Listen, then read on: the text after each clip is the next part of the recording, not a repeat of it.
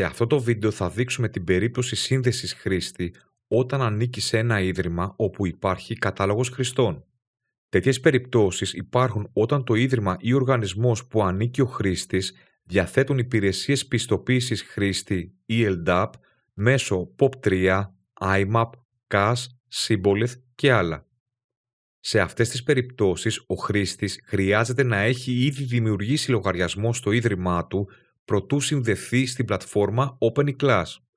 Με τη χρήση αυτών των στοιχείων λογαριασμού, ο χρήστης αυτόματα εγγράφεται και έχει πρόσβαση στο υλικό της πλατφόρμας είτε ως εκπαιδευόμενος είτε ως εκπαιδευτής.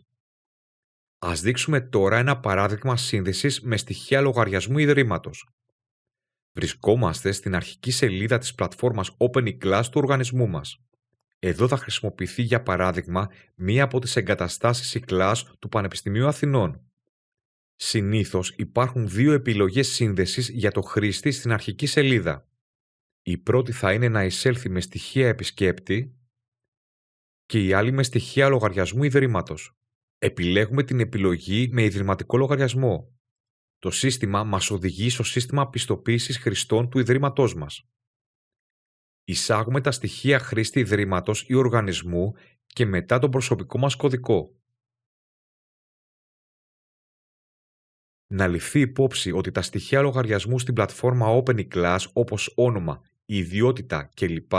Δεν μπορούν να αλλάξουν εφόσον η σύνδεση γίνεται με αυτή τη μέθοδο.